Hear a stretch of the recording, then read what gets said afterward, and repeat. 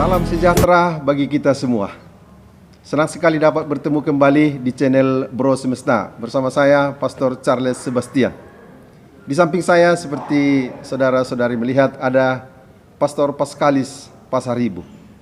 Dan Pastor Paskalis ini baru saja merayakan Pancawindu atau 40 tahun hidup membiara. Jadi kita mau berbincang-bincang dengan beliau tentang pengalaman-pengalamannya selama 40 tahun menghidupi hidup membiara. Selamat pagi Pastor Paskalis. Selamat pagi, Pastor. Ya. Pertama-tama kami ucapkan selamat pesta Pancawindu yang sudah dirayakan kemarin. Terima kasih. Mudah-mudahan dengan pesta 40 tahun membiara ini semakin semangat untuk melanjutkan sisa-sisa dari tahun-tahun kita ke depan. Ada beberapa yang ingin kami tanyakan kepada Pastor Paskalis dari pengalaman-pengalaman hidup membiara selama ini. Yang pertama, apa sebenarnya yang mendorong atau motivasi Pastor Paskalis memilih untuk hidup membiara? Terima kasih. Saya mau coba pertama-tama yang mendorong ada selagi saya masih sekolah minggu bertemu dengan pastor yang saya lihat di depan, pelan-pelan saya sadari bahwa dia berasal dari luar negeri, dari Jerman misalnya. Lalu saya sadari, saya kenal sebagai pribadi yang berani meninggalkan kedekatan dengan keluarganya, orang tuanya, sanak saudaranya di Jerman.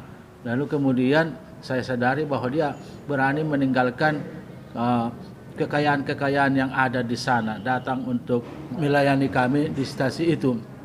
Ya. Jadi ini yang menarik bagi saya. Artinya inti pokok yang saya sadari dalam dirinya, pengorbanannya yang sungguh menggugah hati saya.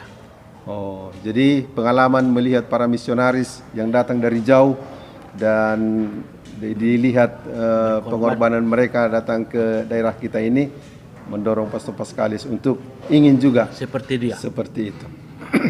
Baik, jadi sudah 40 tahun menjalani hidup sebagai biarawan Kapusin. Ya. Tentunya selama 40 tahun ini banyak suka duka, ya. Banyak pengalaman manis dan pahit. Ya. Dari antara pengalaman yang paling sulit, ya. Apakah ada satu dua yang Pastor Paskalis bisa ceritakan yang dialami selama ini? Satu hal yang boleh saya katakan, waktu saya diberangkatkan untuk menjadi pastor paroki di paroki Telo, paroki yang paling barat di Keuskupan Sibolga, 6 jam dari Sibolga ke dalam, 3 jam lagi ke sana, sudah kita tahu itu. Ya, satu paroki dengan banyak lautan, pulau-pulau. Ya. Saya di sana resmi dilantik sebagai pastor paroki pada tanggal 15 Agustus 2010. Ya. Tapi tidak lama sesudah itu, tanggal 1 November persis, sudah direncanakan bahwa saya akan menyeberang ke stasi di pulau lain. Ya. Sekitar jam 3 saya mengalami ada sesuatu yang aneh, seperti saya mau diangkat dari tempat tidur itu. Saya miring lagi seperti diangkat lagi begini. Akhirnya saya berdiri. Apakah saya sudah lurus, saya kurang tahu, tapi keinginan saya yang awal saya mau ke kamar mandi. Ya. Setelah saya berdiri itu terjadilah perasaan pusing, lalu saya diputar dan jatuh ke lantai. Sakit sekali kepala saya di sini. Di kamar mandi ya? Di luar masih di tempat tidur di sampingnya. Lalu saya merasa inilah akhirnya dari hidupku. Mungkin saya sudah diserang penyakit jantung atau sejenis itu.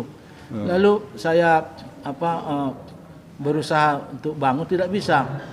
Saya hanya tergeletak saja di situ, tapi saya ingat bahwa ada telepon saya, HP, saya ambil ke belakang di tempat tidur dekat bantal, saya coba panggil Pastor Alboin. Ada juga frater di situ, ada bruder, ada 4 orang kami di situ. Saya sudah tergerak, tolong saya, tergeletak, saya sudah, tolonglah saya. Lalu datang mereka untuk membantu saya, lalu diangkat saya ke tempat tidur, lalu dipanggil suster. Rupanya saya mengalami hipertensi cukup tinggi, tensi saya waktu itu. Tapi besoknya tidak bisa bangun. Lalu datanglah Ama Ucok, dipanggil oleh Suster Bernadette Sarumaha, dipanggil suster bapak itu, saya diurut. Yang mengherankan bagi saya, bangunlah pastor, karena saya tidak bisa bangun. Kalau Pak, kalau saya diangkat bolehlah, saya mau bangun. Diangkat saya ke duduklah. Katanya bagaimana saya bisa duduk? Sudah 2 hari saya tidak bisa bangun. Akhirnya diurut saya, didoakan air di ember, diurut saya. Lalu setelah diurut, berdirilah pastor, katanya. Bagaimana saya bisa berdiri, selalu begitu. Kalau dibantu saya berani, Pak. Berdiri. Perubahan yang saya lihat waktu kosen-kosen pintu itu miring-miring begini-begini sebelumnya sudah menjadi lurus. Sekarang mandilah pastor, katanya. Menakutkan lagi saya, baru berdiri saya bisa, disuruh saya berjalan lagi ke kamar mandi. Akhirnya dibantu, saya mandi di sana. Akhirnya keluar dari kamar mandi, saya sudah segar, bisa omong-omong dengan mereka. Menjelang jam 10 mereka pulang, saya tidur. Lalu besoknya tidak langsung saya seperti biasa. Di sekitar jam 9 dipanggil lagi dia, saya bisa lagi duduk, dan besoknya saya boleh berangkat ke pelabuhan. Dari sana ke bandara, dari sana ke Penang Sore, dan ke Medan. Di rumah sakit Elizabeth saya dirawat sekitar 1 bulan. Lalu situ pergi ke Nagahuta, di sana saya dirawat oleh Pastor Serilus Manalu.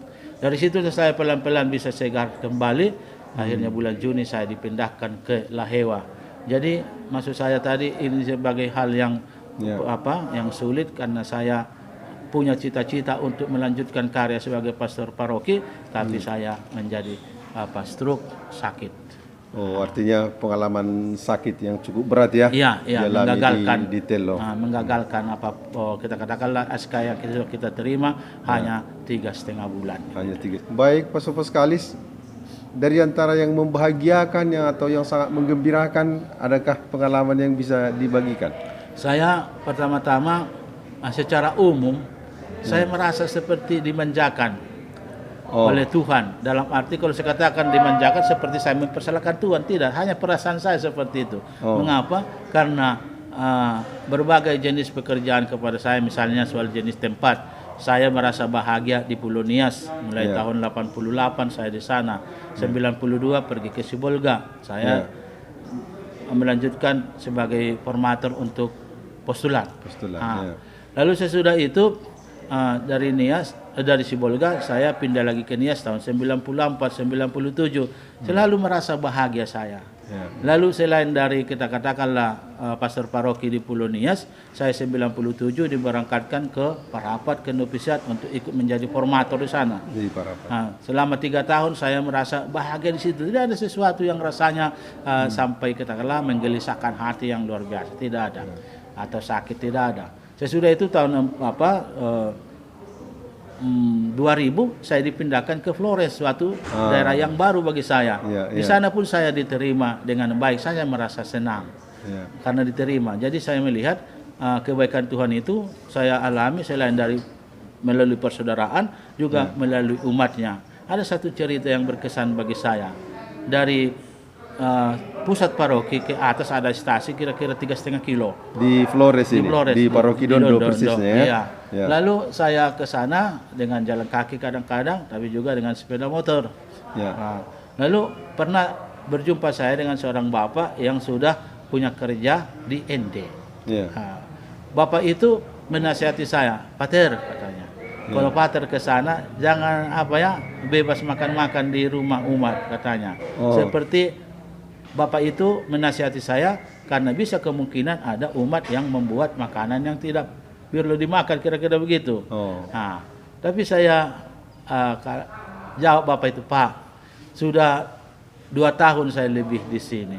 Saya tidak pernah merasa ada kecurigaan karena umat mau memberikan atau berbuat yang tidak baik bagi saya. Saya merasa diterima, disayangi. Saya bilang sama Bapak itu. Jadi Bapak itu macam curiga, tapi saya tidak pernah mengalami katakanlah kecurigaan dari umat. Lalu sesudah itu 5 tahun sampai 2005 di sana, saya diberikan kesempatan untuk tahun Sabat ke Brisbane, Australia. 2006 penuh, 2007 penuh saya di sana. Lalu pulang saya dari sana, saya kembali ke Pulau Nias menjadi pastor paroki lagi. Sebelum ke Telo tadi. Jadi semuanya saya mengalami. Sungguh-sungguh cinta Tuhan itu dihadirkan melalui sikap umat yang menerima saya. Sungguh membahagiakan. Itu mau saya katakan. Oh, pengalaman selalu seperti dimanjakan dan di tempat-tempat dimanapun selalu merasa bahagia. Diterima oleh umat. Ya, diterima oleh umat, termasuk di Flores, termasuk pengalaman di luar negeri, tahun Sabat di Brisbane, Australia, dan juga di Pulau Nias, dan juga di tempat-tempat pembinaan orang-orang muda. Semua tugas itu dirasa membahagiakan. Iya. Baik, terima kasih. Sungguh pengalaman yang perlu dihayati. Karena kalau salah satu tugas itu selalu kita terima dengan berat hati dan menjadi beban, tentu menjadi berat ya. Ya. Tapi kalau kita terima dengan senang hati, bisa bahagia. Ini bisa mempermudah tugas kita. Baik, Pastor Paskalis. Selama ini Pastor Paskalis dikenal orang banyak sebagai pastor yang suka bercanda, banyak cerita-cerita lucu, bahkan bisa membuat singkatan-singkatan yang kadang-kadang untuk orang memberikan penyegaran situasi atau apa. Adakah salah satu cerita atau singkatan-singkatan yang bisa dibagikan dari yang selama ini muncul atau didengar orang dari Pastor Paskalis? Terutama itu tentang nama saya. Nama saya sebenarnya P3. Waktu itu Burel Kalodius juga sudah mempromosikan itu sebagai seolah-olah satu partai. P3. Padahal sebenarnya Pastor Paskalis Pasaribu. Karena diawali dengan P semua. Lalu karena ada mau menambah-nambah lagi, saya coba tambah, yaitu menjadi P7 atau P6, Putra Paroki Pangaribuan, sudah menjadi P6. Lalu karena saya waktu itu pernah di Perapat, akhirnya saya tambah lagi. Pastor Paskalis Pasaribu, Putra Paroki Pangaribuan, pernah pembantu Pastor Paroki Parapat. Sudah semakin banyak P-nya banyak, Lalu karena tugas juga yang saya emban selain dari pembinaan di Parapat di novisiat, saya diberikan kesempatan untuk ekonom dan belanja ke Siantar. Belanja ke Siantar karena kita mengerti sajalah karena di Parapat itu semua barang-barang mahal karena kota turis. Akhirnya kami harus pergi pagi-pagi, maka tambahlah P. Pergi pagi-pagi, pulang petang-petang. Puas pais patudu potongan, penghasilan pas-pasan, pusing-pusing, pikir-pikir pengeluaran. Karena harus dicatat rapi. Kalau misalnya pakai kwitansi semua belanja tidak terlalu sulit, tapi kalau harus mengingat lagi apa yang harus dicatat lagi, pusing-pusing pikir-pikir pengeluaran. Coba saya ulangi, nanti Pastor Paskalis tambah atau koreksi ya. Jadi Pastor Paskalis Pasaribu, Putra Paroki Pangaribuan, pernah pembantu Pastor Paroki Parapat, pergi pagi-pagi, pulang petang-petang, pusing-pusing, pikirkan pengeluaran, pontang-panting. Artinya, Pastor Paskalis adalah pastor dengan multi P. Artinya sangat banyak yang bisa ditambah-tambahkan lagi. Ini salah satu cerita dari Pastor Paskalis. Lalu ada singkatan-singkatan? Ada dari potongan rambut. Potongan Kalau rambut. sudah saya seperti ini boleh katakan itu gurning. Gugur rambut di kening. Gugur rambut di kening, gurning ini ya. Gurning. Kalau misalnya botak, Ya. bos sterling. Bos sterling. Ada juga semacam gurning yang mirip dengan bos sterling, botak setengah lingkaran. Bos Oh, sterling. ini bos sterling. Botak setengah lingkaran. Lalu ada bonara, Bonara? botak namun rapi. Oh. Oh ya. Lalu kalau berhubungan dengan apa, kita katakanlah semangat hidup, seperti Anselmus itu bisa dipanjangkan itu. Anselmus. Anselmus, aku nanti selalu mengusahakan umat sejahtera. Wah. Di atas itu, aku Anselmus. nanti selalu mengusahakan umat selamat. Untuk selamat. Karena kita Anselmus. ikut berkarya dalam karya keselamatan. Oh, begitu ya. Iya. Jadi Pastor Paskalis pintar membuat kepanjangan-kepanjangan dari salah satu kata, tapi punya makna. Iya. Saya dengar STNK bisa dipanjangkan juga. Oh, STNK itu sebenarnya itu dari teman Romo itu. Oh, Karena sudah mereka lihat saya sudah pemalu, pemuda masa lalu. pemalu. Tapi dia dihibur saya, pastor, jangan terlalu kurang semangat karena masih ada STNK kami lihat katanya. Jadi STNK sudah tua namun kuat. Jadi mereka memang melihat waktu saya di Flores, saya dari paroki yang satu ke paroki yang lain yang kita layani di sana, paroki Kampusin, 250 km. Cukup jauh ya dan melelahkan. Saya bisa melewati dengan sepeda motor. Jadi itu mereka lihat bahwa Masih ada punya STNK, masih punya STNK. Masih punya STNK. Sudah tua namun kuat. Itulah saudara-saudari antara lain cerita-cerita atau lelucon-lelucon yang mewarnai kehidupan dari Pastor Paskalis, sehingga pada umumnya orang mengenal dia sebagai pribadi yang bisa berseloroh, yang bisa bercanda dan membuat suasana segar dengan cerita-ceritanya. Dan mungkin akhirnya Pastor Paskalis sesudah 40 tahun hidup membiara, apa kira-kira yang menjadi pedoman atau pegangan keyakinan Pastor Paskalis untuk tetap setia dalam menjalankan hidup membiara ini? Jadi selama pengalaman ini, apa yang menjadi kekuatan atau prinsip di kalbu atau di hati Pastor Paskalis yang bisa dibagikan juga kepada teman-teman atau saudara-saudara muda kita? Oke. Baik, saya mengalami akhirnya secara umum saya katakan bahwa cinta Tuhan yang luar biasa yang juga diberikan kepada saya itu membuat saya bertahan.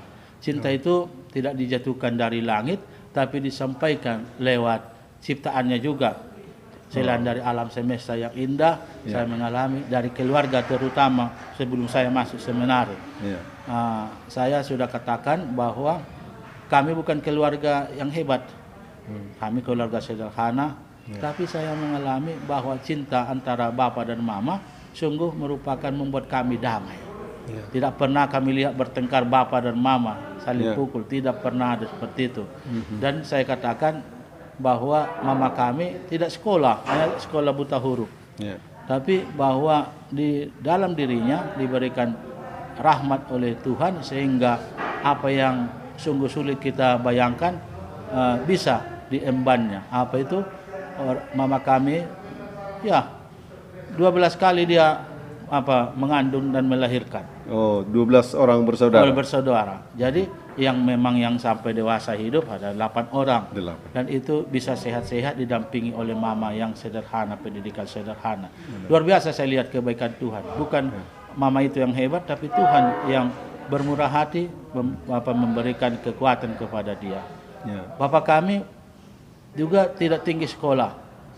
Hanya saya pernah mereka dilatih menjadi tentara Jepang sampai 3 tahun. Pulang dia ke Barus menjadi petani. Lalu yang saya lihat bahwa kepada dia juga diberikan suatu hati yang mau melibatkan diri demi pengembangan iman melalui pelayan di gereja. Pernah dia porhanger di Huta Jambu, pernah di Koditolu, pernah di Stiris-Stiris. Jadi ini saya lihat pakai Stiris-Stiris. Ke Stiris-Stiris mereka pakai sepeda pada zaman itu. Cukup jauh ya. 79, 80. Naik sepeda mereka ke sana. Saya melihat harus naik sepeda lagi, naik sampan lagi nanti menyeberang ke Stiris-Stiris untuk ikut membantu perkembangan umat di sana, melayani umat. Jadi dari situ sudah tertanam bagi saya teladan yang mereka buat. bahwa pengorbanan untuk perkembangan iman perlu. Nah, pelan-pelan saya tadi melihat bahwa saya tertarik dengan hidup pastor itu yang berkorban. Lalu saya sudah mengalami juga dalam keluarga, teladan dari Bapak juga seperti itu, bahwa sesuatu yang bagus perlu juga perkembangan iman itu dikembangkan. Akhirnya saya masuk ke seminari. Waktu mau masuk ke seminari juga saya ada keraguan karena kami dilatih untuk pramuka. Saya merasa cocok juga tentara saya, karena ada juga yang masuk teman-teman masuk tentara. Tapi pada pikiran saya begini, kalau saya tentara, jadi saya menjadi martir, nanti hanya martir umat untuk negara. Tapi kalau saya menjadi pastor, saya menjadi martir atau mati nanti untuk gereja, untuk Tuhan. Jadi saya perbandingkan seperti itu, saya lebih tertarik untuk menjadi pastor. Nah, lalu untuk sebelum kaul kekal, saya pernah mengalami keraguan, mampukah saya? Lalu ada datang seorang suster waktu kami retret, dikatakan begini, jangan terlalu hebat kita pikirkan kesetiaan kita, apakah mampu kita setia sampai akhir, itu panjang sekali itu. Lebih bagus kita pikirkan bahwa besok saya masih berusaha untuk setia. Besok kita pikirkan lagi, kita buat tekad masih bisa untuk setia. Sedikit-sedikit pun kita usahakan untuk setia, di situ bisa nanti menjadi langgeng kesetiaan kita katanya. Jadi ini saya melihat bahwa cinta Tuhan yang saya alami, saya sadari sejak awal saya mulai bisa berpikir, merupakan suatu hal yang menjadi daya tarik bagi saya untuk ikut melibatkan diri, melakukan kehendaknya. Ini yang menjadi motivasi sampai sekarang, ikut melibatkan diri. Karena saya menyadari bahwa kebaikan Tuhan itu sekali lagi bukan dijatuhkan dari langit. Disampaikan melalui ciptaannya, melalui manusia kepada manusia. Jadi kalau memang itu suatu kenyataan, mengapa aku tarik diri untuk ikut serta dalam melakukan, menghayati kenyataan itu. Bahwa cinta Tuhan disampaikan oleh orang lain kepada kita, melalui kita kepada orang lain. Nah, kalau apa dikatakan sebagai, kita katakanlah pegangan hidup, itu Tuhan begitu mengasihi aku tidak sampai hati, tidak ikut untuk melakukan kehendaknya sejauh saya mampu. Dan kemampuan yang saya lihat itu bukan juga mengatakan kemampuan dari diri saya, tapi karena rahmat Tuhan yang menyertai saya. Itu menjadi kunci. Lalu kalau misalnya kita katakanlah menjadi dasar untuk saya, supaya bisa juga sampai kepada kemampuan seperti itu atau dorongan hati, selalu bergerak daripada kesadaran cinta itu tadi. Saya yakin, bukan mengatakan bahwa saya hebat. Bila orang tidak merasa dicintai, tidak akan mampu untuk keluar dari dirinya mencintai orang lain. Berpedoman dengan Lukas 15 yang tentang anak yang hilang itu. Siapa mengatakan si sulung bahwa dia melakukan kerja, tidak pernah melawan perintah Bapa. Tapi karyawan pun, budak pun bisa seperti itu, melakukan apa yang diperintahkan kepada dia, tidak melawan. Tapi apakah itu sudah merupakan ungkapan cinta? Belum tentu. Lalu dasar yang kita katakan membuat dia tidak sampai keluar dari dirinya untuk menerima adiknya yang membutuhkan kasih, adalah apa yang dikatakan Bapak itu kepada dia yang tidak disadarinya. Anakku, engkau senantiasa bersama-sama dengan aku. Milikku adalah milikmu. Ini yang tidak disadari. Jadi kalau orang pun tidak menyadari bahwa apa yang dimilikinya di dunia ini, termasuk hidupnya berasal dari Tuhan, tidak akan keluar dari dirinya untuk berbagi kasih kepada orang lain. Ini juga merupakan suatu perikope atau ayat yang ayat favorit, menjadi ayat favorit yang juga menjadi dasar dalam hidup saya untuk ikut serta melaksanakan kebaikan kepada orang lain. Terima kasih. Terima kasih banyak Pak Soposkalis. Ini sungguh pengalaman rohani yang sangat dalam. Artinya mengalami cinta dari Tuhan, merasa dicintai, mengalami dicintai, baik itu dari orang lain, dari keluarga, dari alam ciptaan. Itu yang menjadi dasar kekuatan kita untuk mencintai juga. Pengalaman dicintai untuk memampukan kita mencintai dan sekaligus menjadi kekuatan di dalam segala perjuangan suka duka dari kehidupan ini. Iya. Ya. Terima kasih banyak Pastor Paskalis, kita sudah menimba banyak pengalaman yang sangat indah dari pengalaman 40 tahun membiara ini. Kami berharap dan berdoa mudah-mudahan tetap setia sampai akhir, dan banyak juga saudara-saudara muda kita melanjutkan mengikuti teladan kita dan bahkan untuk tertarik juga menjadi orang yang hidup membiara. Masih ada kata terakhir untuk dikatakan sebelum kita tutup bincang-bincang kita ini? Karena pengalaman merayakan Pancawindu yang mulai kami rayakan pertama di Palipi tanggal 9 Agustus yang lalu, pertama dengan bersama teman seangkatan sekelas, Pastor Haro, Pastor Samuel. Saya mengalami kebahagiaan, kami digembirakan oleh umat. Lalu tanggal 27 Desember juga dipestakan saya di Huta Jambu di bersama stasi, di kampung sendiri, bersama Suster Boru Tarihoran itu yang Kaul Kekal. Lalu sesudah itu kemarin di Mela dirayakan juga oleh Kapusin, juga umat yang hadir, ada beberapa suster yang hadir. Saya juga mengalami sesuatu yang luar biasa.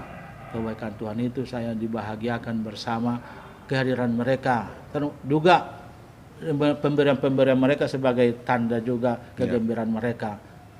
Lalu yang mau saya katakan, lewat kita katakanlah pertemuan kita ini, siapa saja yang menonton video kita ini, saya mengucapkan kepada mereka, terutama yang ikut juga memberikan dukungan kepada saya, terima kasih banyak. Semoga Tuhan juga memberkati mereka, memberikan kesehatan yang baik, panjang umur, kita masih bisa mengalami kegembiraan di hari-hari yang berikut. Terima kasih. Iya, terima kasih. Jadi kita juga berterima kasih dan sekaligus mengucapkan selamat sekali lagi pesta 40 tahun membiara atau Pancawindu kepada Pastor Paskalis. Kita semua beroleh atau kebagian juga dari kebahagiaan, kegembiraan bersama dengan dia. Sampai di sini saja dulu bincang-bincang kita kali ini. Sampai jumpa pada kesempatan yang berikut. Salam sejahtera bagi kita semua. Salam sejahtera bagi kita semua. Pace bene. Pace bene, Horas.